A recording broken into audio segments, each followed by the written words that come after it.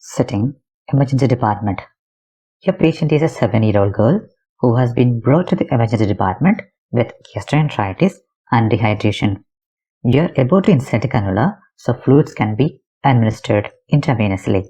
The child's parent has some questions about the procedure. Now, let's see the task. First one says, confirm the reason for the visit. Insertion of cannula, administration of fluids. Second one says, find out if the parent has any questions. Third one says, explain reason for IV fluids. Unable to tolerate fluids orally, faster, more effective rehydration, direct to bloodstream. Fourth one says, reassure parent about procedure. Application of numbing cream, short procedure, minimal pain or discomfort once in place. Explain dressing will keep cannula in place. Fifth one says, suggest strategies for managing her daughter's panic. Explanation of steps, deep breathing, then distraction during the procedure.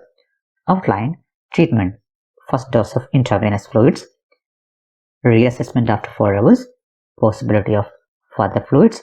Sixth one says, explain the possibility of overnight stay in hospital. Find out if her daughter has been in hospital before. Then explain process if child is admitted, transferred to the ward, parent can stay. The last one says, establish parent's consent for cannula insertion and IV fluids. Now, let's begin the role play.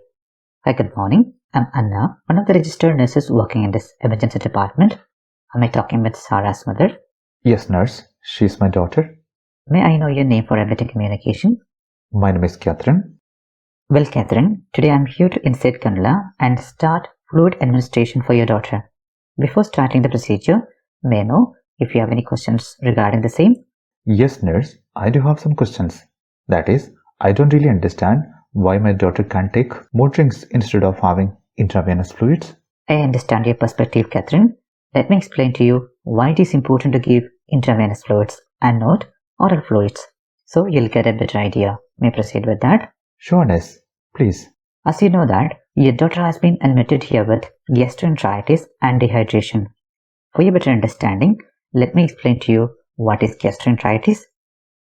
It is an inflammation of the lining of the stomach and intestines. The main symptoms include vomiting and diarrhea. It is usually not serious in healthy people. However, it can sometimes lead to dehydration or cause several symptoms. Moreover, it is very common among children.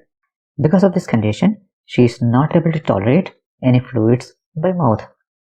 Please understand, if you give her anything orally, it can lead to some other complications.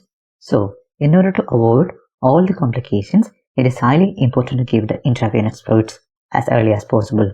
I hope you're clear now. Yes, nurse. Moreover, she is really dehydrated currently. So, it is recommended to give her IV fluids because it works really faster and it is more effective to rehydrate her. Therefore, it is highly important to start intravenous fluids because the fluids are directly injected into the bloodstream. I hope you understand the importance of cannulation. Yes, nurse. I understand it, but I'm a little worried about the cannulation as I think it will be painful. Please let me know the procedure in detail. I can completely understand your worries, Catherine, but please set your mind at ease. I can explain more about the procedure so that you will be more relaxed. First of all, it is a very simple procedure in which a cannula is placed inside the vein to provide venous access. Venous access allows sampling of blood as well as administration of fluids, medications, and blood products. Before we do the procedure, we usually apply a numbing cream on the site, due to which she won't feel much pain during the procedure. Once the cannula is in place, she will only have minimal discomfort or pain. Apart from that, after inserting the cannula, we will also apply a dressing to the vein which will keep the cannula in place so that the cannula is secured over there and won't slip off. I hope you are with me, Catherine. I understand that, nurse. Glad to know that. Do you have any other questions or concerns? Nurse, my daughter hates injection. and she's going to panic when she sees the needle. I totally understand how difficult and really stressful to see your child in such a situation. But please don't panic. We are experienced professionals and we have some strategies to help her to be relaxed. For that, before the procedure, we will explain to her each and every steps in detail. Then, we will encourage her to take a deep breath. Moreover, we can also distract her during the procedure so that she would not have her complete focus on the procedure. So, nothing to be worried.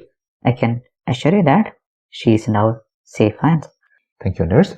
I'm a little relieved to hear that. Now let me explain you more about the treatment after cannulation so that you will get a clear idea on the procedure. After inserting cannula, we will administer the first dose of intravenous fluids. Then we will recheck her condition after 4 hours. If everything looks fine, we might discharge her on the same day. However, we may transfuse another dose of intravenous fluids in case if it is required. If so, she might need to be admitted in the hospital. I hope you are okay with that. So may I know if she has been admitted in the hospital before? No, nurse, my daughter hasn't been hospitalized before, so I'm a little worried about it. Okay, don't worry. If she gets admitted in the hospital, she will be transferred from the emergency department to the ward once she is stable. So it would be appreciated if you could stay with your daughter in the hospital so that she will be more comfortable and confident. Definitely, nurse. I'm really happy to stay with my daughter. I'm glad to know that. So can I have your permission to insert the cannula and administer IV fluids? Sure, nurse. Please go ahead. Thank you, Catherine. Let me recap what we have discussed. Until now, we have discussed about your daughter's condition, that is gastroenteritis, and importance of IV fluid administration. I hope you understand that. Now you please be relaxed here. I'm going to start the procedure now. Meanwhile, if you have any questions, you can ask me. I would be more glad to help you. Thank you, Catherine, for understanding the situation and cooperating with us. I wish your daughter a faster recovery. Thank you, nurse. Thank you very much. Thank you, guys. I will play and see you.